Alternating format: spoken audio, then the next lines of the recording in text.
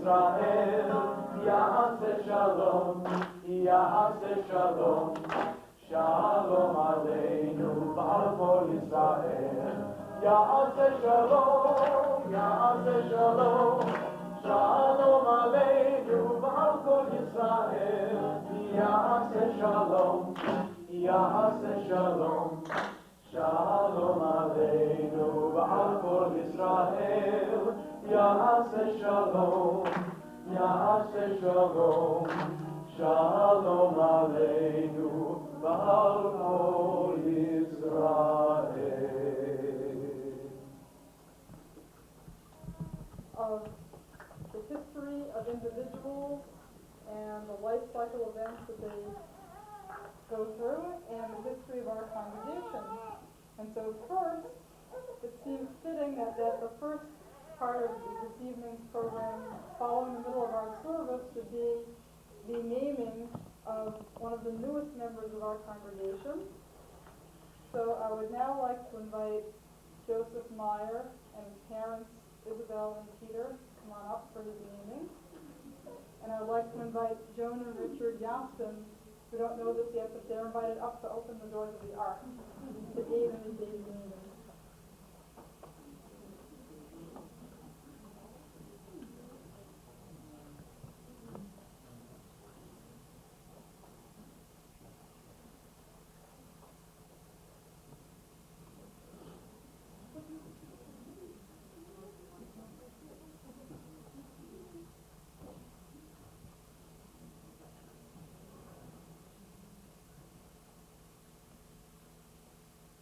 God and Creator, happy parents who come into your presence and voice the longings of their hearts in prayer. Give them the wisdom to teach their child and be faithful to the heritage of the household of Israel, that he may grow up with the knowledge that you are always near to him, guiding and sustaining him. Open the eyes of his spirit, that he may ever be conscious of the beauty and wonder of your world. And let him learn to love the goodness that is in man and woman, that he may ever nourish the goodness that has been planted within him. For none can escape sorrow and pain. We humbly ask for him the courage to face evil, the faith to transcend it, and the strength to subdue it.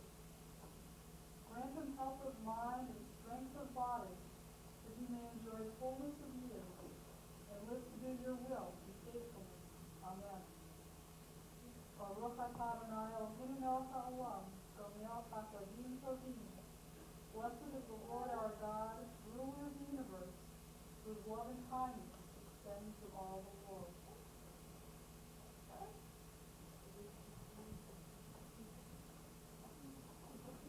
Baruch atah Adonai Eloheinu melech haolam, shehechiyanu v'tiyanu v'tiyanu v'adman hazeh. Blessed is the Lord our God, ruler of the universe, for giving us life and sustaining us, and for enabling us to this happy day. O God, for the gift of this child we give thanks, praying that we will be worthy of the blessing and responsibility of parenting.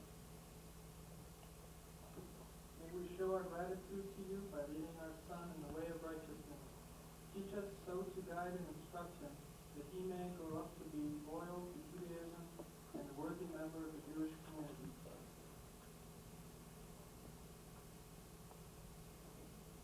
Yisherach Avotenu Avraham Yitzchak Yaakov, Imotenu Sarah Rivka Rachel Leah, Yivarech et Hayelad Hazeh. May the one who blessed our fathers, Abraham, Isaac, and Jacob, bless this child with life and health. May he be a joy to his parents, and live to bring honor to the house of Israel, blessing to humanity, and glory to the name of God. And now, in the presence of these loved ones, we give to this child the name Joseph Sergio Meyer, Yosef Ben Aliza. May it become a name honored and respected for wisdom and good deeds. May God's blessing rest upon this child, now and always.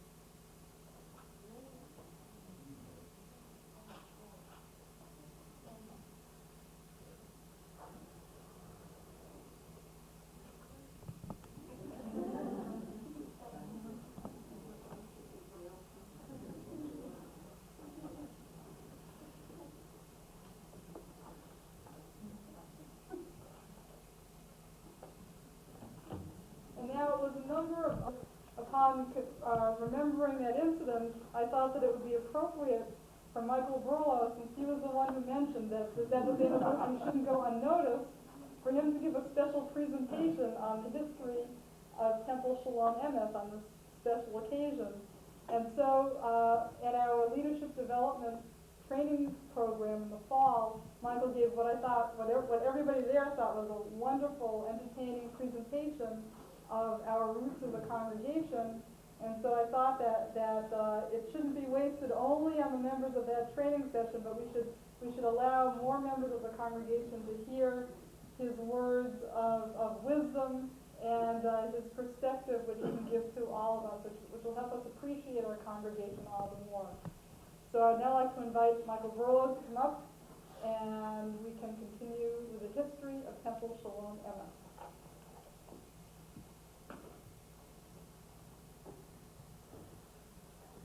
As you can see, we're going to show some slides too, so it's going to be on this wall here. So if everyone wants to make themselves comfortable, if they want to turn or change their seat, we're going to show some slides on this wall at the same time that we did in the seminar that we had in the fall. And there's some interesting things. Pearl Brown, who was a Jewish widow with 5 children, she started a fund to build a synagogue in Woburn, Massachusetts. And she collected 25 cents from each person who came to meetings at her home. And she had other small fundraisers. And she personally raised $1,500 from quarters and dimes of the $3,000 it took to have a home for Temple Shalom Emeth. Now, in 1931, it was not called Temple Shalom Emeth, it was called the Woburn Hebrew Center. And they had 40 families, and they took over a tannery on Green Street in Woburn. If any of you know Green Street at all in Woburn, when you come off the main streets, on the left-hand side, there's a restaurant company called Jim and Rose's. Any of you know that? That was the old Temple Shalom Emeth. It started out in that tannery garage and office. It had a school for the children on the upper level and the sanctuary on the lower level. That was its first real home. In 1960, the Woburn Hebrew Center joined the Union of American People Congregations and became part of the Reform movement.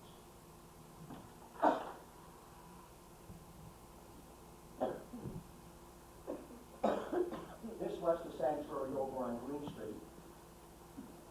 Those of you who may or may not be familiar with the gentleman on the right, that's Rabbi Abramson from Brandeis. And what he is doing there is he is helping in the bar mitzvah, I beg your pardon, of Mel Liebman, who is here tonight, of his son. His son, incidentally, is married now, and time has a habit of passing on. They became part of the Reform movement, and they named their temple Shalom Emeth. The temple, for many years, it flourished, but as time went on, the Woburn area became a little bit bleak. Got older, Jewish families are moving out, they were literally dying and moving away. The temple looked towards a very bleak future. About the same time, in the late 60s, a group of young, concerned Jewish women, and I notice I said women, they seem to always stop these things, like Pearl Brown did. From Bedford, Billerica, Burlington, Tewksbury, and Wilmington became friends to a newly formed Hadassah chapter. They recognized the need for a more structured expression of their Jewish heritage and traditions, and began to envision a way to perpetuate Judaism for the families in the area, known as the Shashim Gathering. The Shashim chapter of Hadassah is still very, very current and flourishing in this area. They held a series of meetings in which culminated in the incorporation of the SVJCC, and those of us that are old enough know that stands for the Shawshing Valley Jewish Community Center.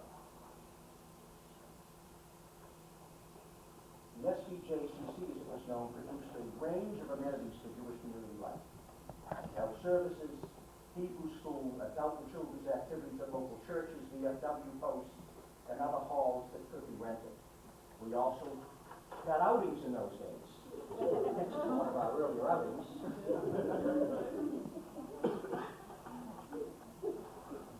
We still have outings today. This was just a couple of years ago. An outing that we had over in Bedford. Maybe you can recognize some of the children there. With limited financial resources, but a commitment to establishing a viable Jewish identity for themselves and their children, the SBJCC made exciting strides and soon came to the attention of Bernard Nelson, lay leader of the Reuben Temple. So Bernie was our link between the Reuben Temple and the young Shawshene Valley Jewish Community Center community. Bernie realized the survival of the Reuben congregation depended on the infusion of new life and new blood.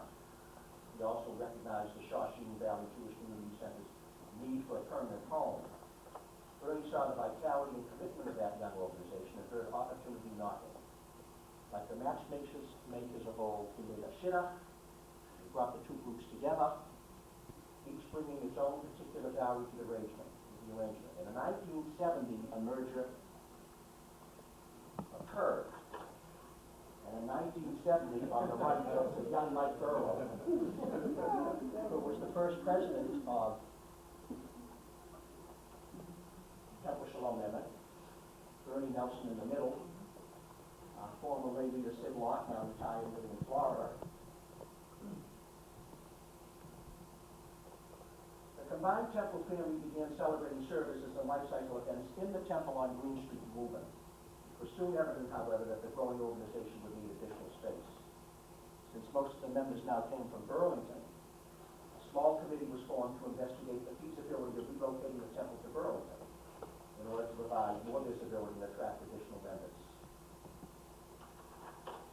A prime piece of property soon came up for sale. This is that prime piece of property.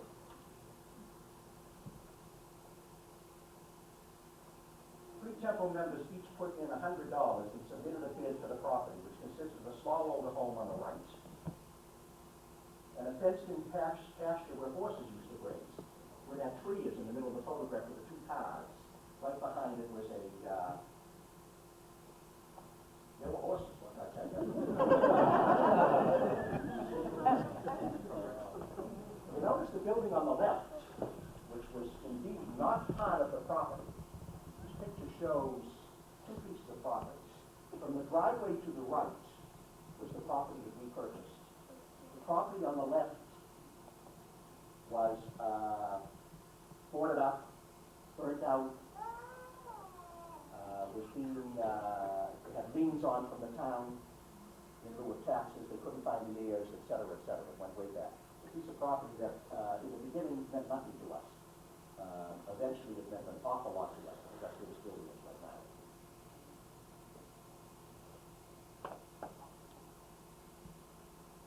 At the same time, St. Mark's Episcopal Church in Burlington was in the process of building a new church and was giving away the portable building they had used as their sanctuary for 10 years. Contact was made with the Episcopal leaders, a letter was written explaining the temple's needs and proposed use of the building, and soon a reply was received, giving the hexagon-shaped sanctuary to Temple Shalom Emeth, with the hopes that it would be filled with deep and sound traditions of loyalty and service to God. Thus began the enormous task of taking apart the portable sanctuary. Like a giant jigsaw puzzle, each piece was marked, numbered, loaded on a flatbed truck, and moved 4 blocks to its new home on 14 Lexington Street, which is where that willow tree in the middle is standing. That tree was removed, and that's where the portable structure was installed. That building, which is now the new Temple Nursery School next door, would serve as sanctuary, social hall, meeting room, and schoolhouse.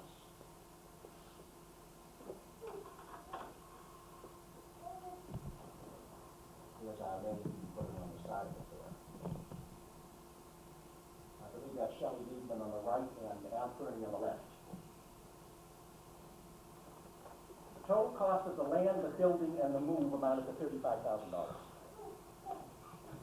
With financial help from the sale of our property on Green Street, the Woburn property, and a mortgage guaranteed by a membership of 35 families whose annual dues were $100 per year.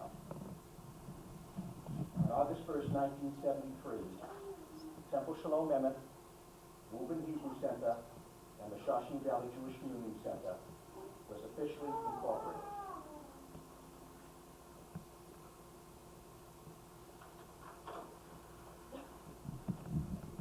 The sisterhood, which had formed in 1971, assumed the responsibility of cleaning and maintaining the temple kitchen.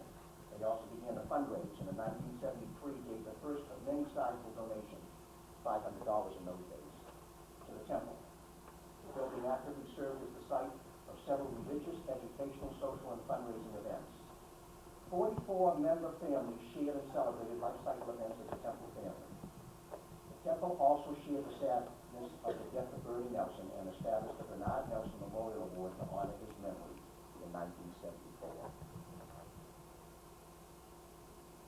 As the lay leader, Bernie had provided continued cantorial service to the temple, a gap soon filled by Sid Locke, who would sometimes share the pulpit with Bernie.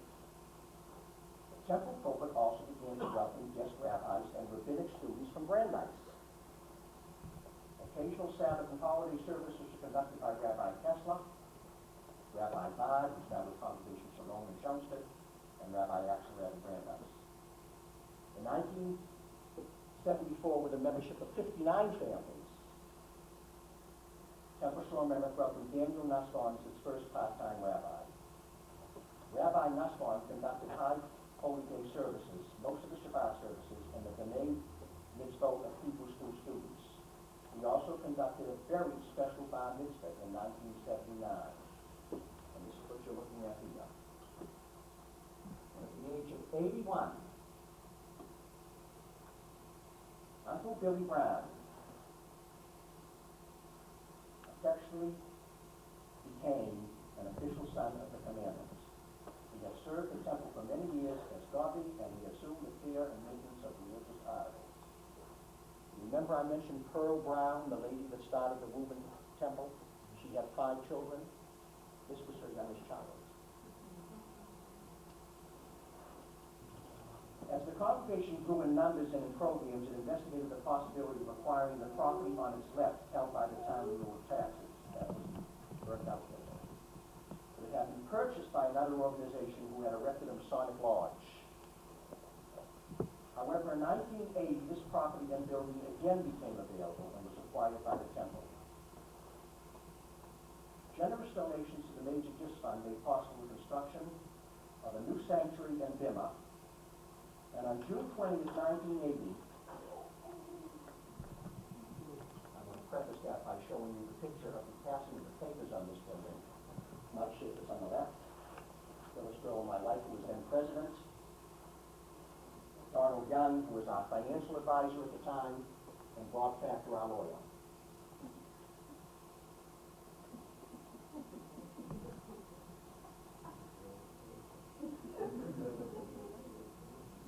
On June 20th, 1980, the Torahs were carried in procession from the small sanctuary at 14 Lexington Street to the new Ark at 16 Lexington Street.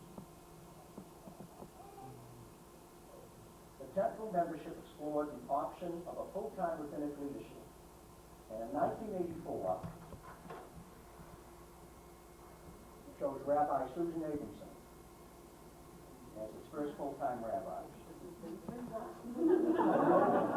Before we go to Susan, we want to show you some of the activities that led to her hiring. Because we have to raise an awful lot of money to have a full-time rabbi. What you're looking at, and some of us look at it with fondness and also with some awful memories, is our bingo games held at the Boys Club in Billerica. And I think that's Wilma Green there. Running up and down the aisles, selling the lobsters.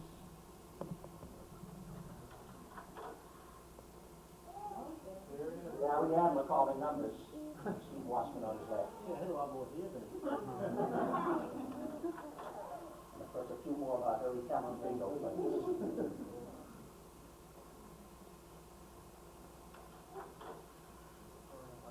We also ran some forum carnivals and activities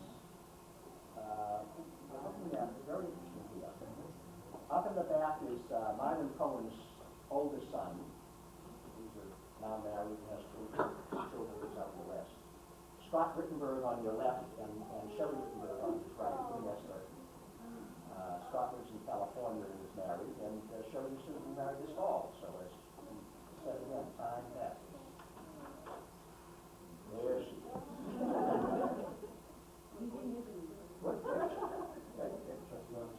At any rate, we chose Rabbi Abramson, and Rabbi Abramson was one of the Brandeis students who had conducted services from this pulpit when she was attending Brandeis.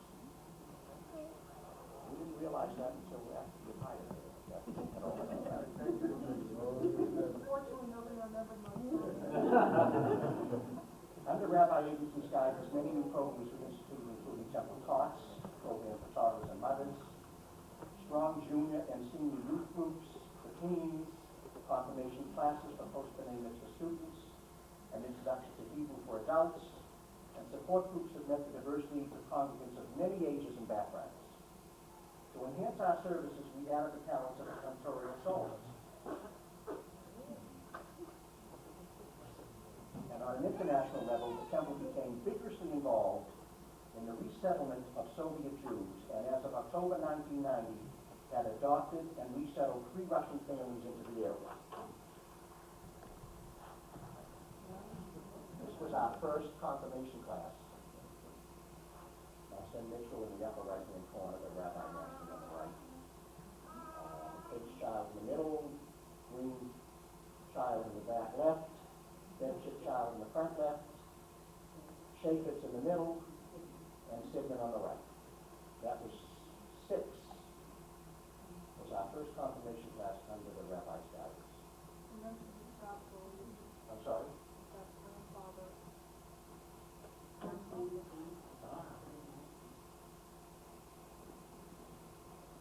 Physically, the facilities have tripled. The small house which served as a meeting and social rooms was the original Temple Nursery School and now houses the Temple Talks program. The hexagonal sanctuary, which was the temple for almost 10 years, is now the nursery school. And the former Masonic Lodge is now our temple sanctuary and social home. We currently number more than 150 families with varying concerns and interests from over a dozen neighboring towns. Our affiliated organizations, the Sisterhood and Brotherhood, offer additional opportunities for involvement in temple-related activities and support, and provide an introduction to the responsibility of fostering a sense of Jewish identity and Jewish community life. One of our little Shabbat dinners with some of our classes.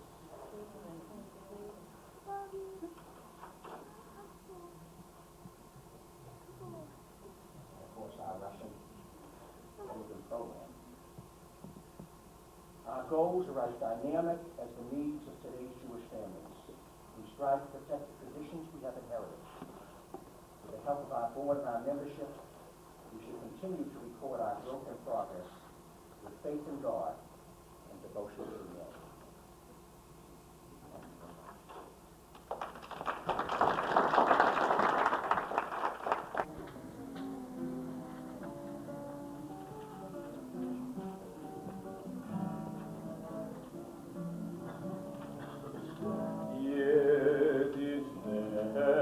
Shalom